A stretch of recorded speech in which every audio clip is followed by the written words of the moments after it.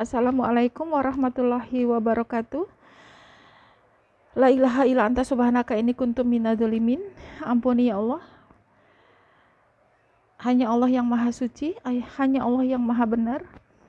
Dan kita pun berada di posisi sebagai makhluknya, sebagai abdinya, sebagai yang dicintainya.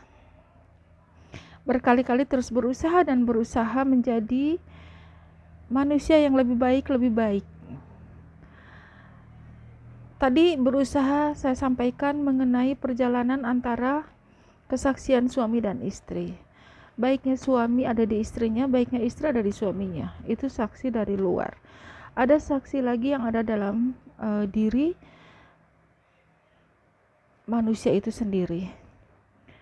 Nah, kalaupun kita sudah melaksanakan kewajiban kita, kodrat kita, semampu kita sebagai wanita, dan kita tetap mendapatkan perlakuan yang tidak baik dari pasangan kita, dari suami kita, atau dari imam kita, karena ukuran baik tidak baiknya bisa ditentukan oleh standar pada umumnya atau standar diri kita sendiri, yang artinya kita sudah berusaha dengan batas ukuran diri kita semaksimal mungkin. Berusahanya itu terus belajar memperbaiki diri menjadi seorang istri, menjadi seorang wanita, dan tetap kita mendapat perlakuan yang tidak baik dari suami. Satu hal yang kita sikapi adalah karena kita bergantung hanya kepada Allah. Tentu ada satu hal pertanyaan dalam diri kita, ya Allah, bahasanya apa yang harus aku lakukan jika kita sudah melakukan satu hal yang menurut kita itu sudah sempurna, ternyata masih diberi kesempatan suatu hal yang tidak baik. Pelajaran-pelajaran yang terus harus kita tingkatkan sisi keimanan kita. Kalau kita dengan mudah menyalahkan orang lain, akan membuat kita malah tambah jauh dari Allah. Apalagi kalau kita sadar semua menjadi kehendaknya Allah. Di posisi ini sama sekali itu Kael itu cucu saya. Kebetulan lagi main di rumah neneknya. Ya, kembali ke yang saya bahas tadi. Yang intinya hidup ini bukan seperti matematik. 1 ditambah 1 sama dengan 2. Kalau 1 tambah 1 tambah keikhlasan itu hasilnya tidak 2 tapi bisa 10, 100, bahkan 1000, bahkan lebih. Nah, tingkat keikhlasan atau tingkat daya terima kita, yang tahu ukuran takarannya bukan diri kita atau bukan pasangan kita. Tetap Allah yang maha tahu, Allah yang maha bijak, Allah yang maha adil. Jadi di season sebelumnya saya sampaikan mengenai urusan rumah tangga. Kalau kita sudah melaksanakan kewajiban kita sebagai seorang istri dan ternyata kita mendapat suatu perlakuan yang tetap tidak baik, itu kita kembalikan kepada Allah, yang artinya hanya Allah yang mampu merubah karakter sifat pasangan kita, atau Allah sendiri nanti yang akan menentukan masih layakkah beliau menjadi pasangan kita, atau itu semua kita pasrahkan kepada Allah. Artinya saat kita dalam rasa sakit, rasa gundah, rasa tidak nyaman, atau rasa apa yang berkecamuk dalam dada, yang artinya waktu kita 24 jam ini untuk pengabdian kepada anak kita sebagai ibu, pengabdian kita sebagai istri kepada suami itu sudah kita lakukan semaksimal mungkin, semampunya kita, tanpa ada niat-niat yang lain. Dan kita pun kembali bahasanya memasrahkan ini semua bukan karena kita mengharapkan bahwa suami kita tetap harus dengan kita. Karena suami kita pun atau pasangan kita tetap punya kewajiban lain terhadap pihak lain. Contoh misalnya terhadap keluarganya, terhadap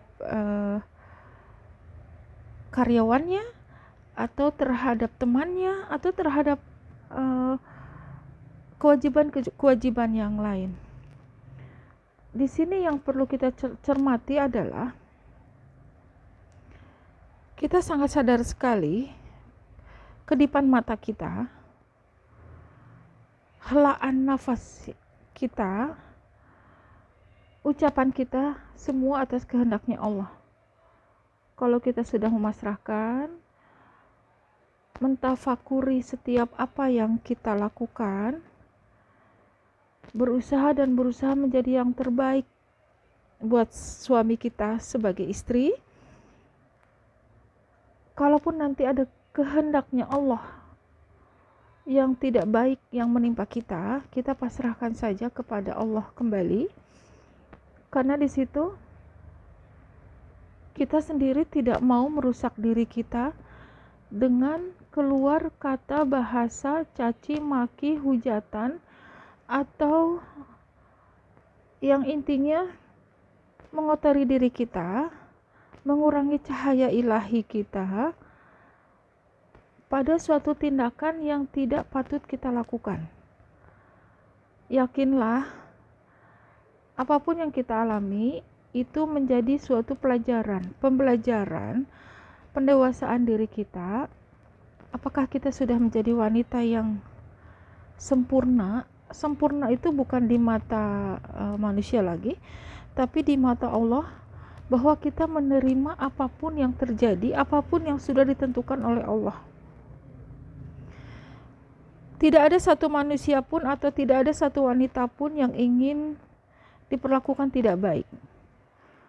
Kalaupun itu menimpa kita setelah kita introspeksi diri, setelah kita berusaha menjadi layaknya atau pantasnya atau patutnya sebagai seorang istri, itu pasrahkan kembali kepada Allah. Karena Allah pasti akan menggantikan itu semua menjadi lebih baik. Jadi Allah melihat diri kita sebuah kepasrahan, sebuah bahasa Sunda itu tumarima. Tumarima itu menerima semua keputusan yang Allah berikan.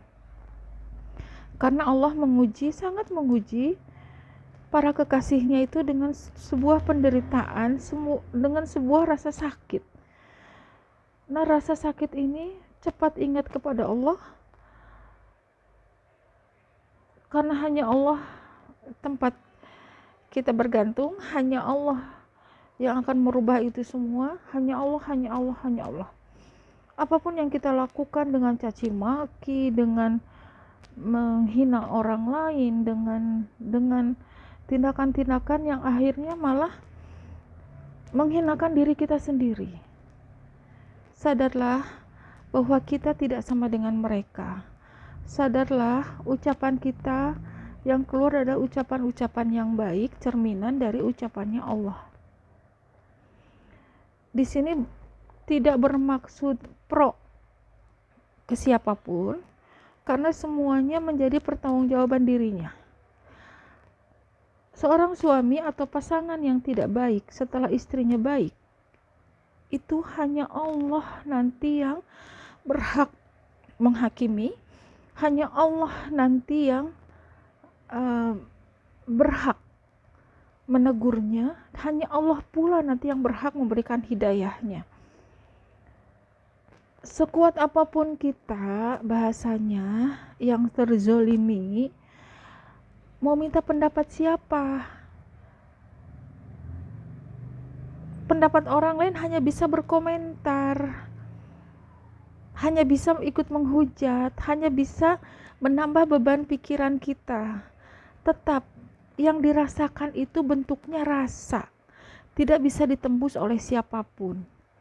Yang punya rasa itu hanya Allah. Yang membulak-balikan hati manusia itu hanya Allah. Kalau kita tambah melebarkan persoalan ini menjadi selebar-lebarnya sehingga semua orang tahu, itu bukan mengurangi, tapi malah menambah hasil keputusan nanti yang akan kita ambil. Karena apa? Pendapat satu kepala, dua kepala, tiga kepala, semuanya berbeda. Sedangkan masalah itu adalah masalah kita. Apakah kita butuh pendapat orang lain? Tidak. Alangkah lebih baik, apapun masalahnya, dicermati dengan baik, kita tafakur ke diri sendiri, bertanya ke diri sendiri, salah benarnya di mana, dan apakah kita sudah sesuai dengan harapan, sesuai dengan kodratnya. Karena apa? Tidak mungkin segala sesuatu terjadi kalau tidak ada sebabnya. Karena hidup ini sebab akibat. Nah, kenapa ini menjadi sebuah fenomena ya, dan ternyata akhir-akhir ini begitu marak. Kita tidak tahu hati pasangan kita, kita tidak tahu hati suami kita, tapi yakin Allah tidak tidur. Allah sangat tahu hati terdalam. Sekecil apapun niat yang terselubung, jika itu menjadi tidak baik, hanya Allah yang tahu. Maksud tujuannya hanya Allah yang tahu. Jadi kita kembalikan, walaupun itu pasangan kita, walaupun itu suami kita, dan mengalami proses pembelajaran dirinya melalui ketidakbaikan, itu silahkan kembalikan ke dirinya sendiri, pertanggungjawaban hidupnya. Karena apa? Hidup ini bukan hanya kesenangan semata. Hidup ini semuanya pengabdian kepada Allah. Jadi saat para suami terbuai oleh suatu hal yang tidak baik, untuk segeralah kembali ke jalannya sesuai dengan aturan yang sudah ditetapkan. Kembali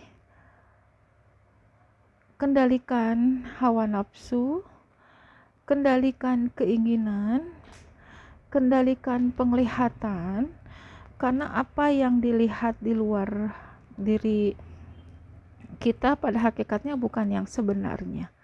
Apalagi di zaman seperti sekarang ini, sudah banyak hal-hal yang dipertontonkan atau diperlihatkan bukan realnya.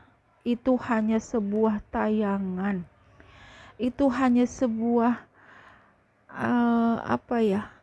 gambaran-gambaran. Ya maaf sekali, saya tidak pernah menonton entah itu tayangan-tayangan ya yang artinya nanti akan merusak hati kita. Kalau kita menonton tayangan itu, nanti akan berpikir jangan-jangan suami kita yang tadinya kita berpikir positif pun nanti akan tersugesti suatu hal yang tidak baik. Jadi saudariku semua, saya pribadi ikut prihatin jika ada yang mengalami ketidakbaikan terhadap rumah tangganya. Mari kita sama-sama tetap menguatkan diri kita. Artinya kembali, posisi seorang wanita itu adalah satu, sebagai istri, 2 sebagai ibu. Jika peran sebagai istri sudah tidak sesuai dengan harapan kita, marilah kita berperan menjadi seorang ibu buat anak-anak kita. Artinya, Allah memberikan pilihan. Jadi bukan berarti setelah kita merasakan rasa sakit, kita putus asa, jangan. Karena apa? Kita punya tugas lain, yaitu seorang ibu buat anak-anak kita. Kita didik mereka supaya tidak mencontoh perbuatan yang dilakukan ayahnya. Karena pun kita tidak tahu kenapa ayahnya begitu. Mari kita jelaskan ke anak-anak kita sejelas-jelasnya, sedetil-detilnya, tanpa menghakimi itu ayahnya. Karena apa? Ayahnya juga mungkin sedang diuji, atau mungkin pula kitanya sebagai istri sedang diuji, ketabahannya diuji, keikhlasannya, dan yakin jika hal ini sudah terlampaui, banyak hadiah-hadiah dari Allah yang menanti. Bukan menunggu nanti kita di surga, tetap kita menunggu. Hidup ini serba pasti ya.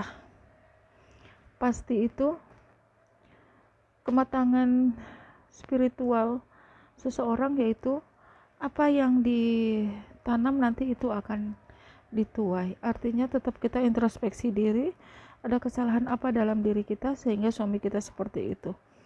Dan kalaupun suami kita tetap seperti itu biarkan menjadi pertanggungjawaban hidupnya untuk ke depan. Karena sangat yakin Allah tidak tidur, Allah sangat sayang kepada kita. Jadi maaf, bukan berarti ikut mengomentari hal-hal yang sekiranya menjadi kehidupan orang lain, tapi mencoba saling berbagi bahwa kita ini manusia, kita ini wanita, kita ini seorang muslim. Mari kita sama-sama berjuang melahirkan anak-anak pelopor, generasi pelopor, supaya menuju keselamatan. Kita sudah selamat satu tahap, yaitu lahir dari rahim seorang ibu sampai kita terlahir ke alam dunia. Mari kita sama-sama saling mengingatkan, selamat dalam perjalanan hidup di dunia ini untuk kembali kepada Allah dengan tuntunan yang sudah diberikan oleh Nabi kekasih Allah, Nabi Muhammad SAW beserta kedua keluarganya, dan itu menjadikan contoh buat kita. Perjalanan kita sekarang tidak ada apa-apanya dibanding perjalanan beliau-beliau para kekasih Allah. Jadi saudariku sesama muslim, kalaupun ada tayangan atau apapun yang sekiranya tidak bermanfaat, hindari saja. Tidak menghujat, tidak mencaci maki, tidak mengomentari. Karena apa? Jangankan kita bisa mencuci baju orang lain, baju kita pun yang kita pakai kita cuci sendiri. Tidak akan ada waktu mencuci baju orang lain. Mari kita membersihkan diri kita sendiri, menjaga ucapan, menjaga pandangan, menjaga hati. Sekali lagi, la haula wala quwata illa billahil aliyil azim. Hanya Allah yang maha kuasa, hanya Allah yang maha berkehendak, hanya Allah hakim yang tertinggi, tidak ada yang lain. Wabillahi taufiq wal hidayah. Wassalamualaikum warahmatullahi wabarakatuh.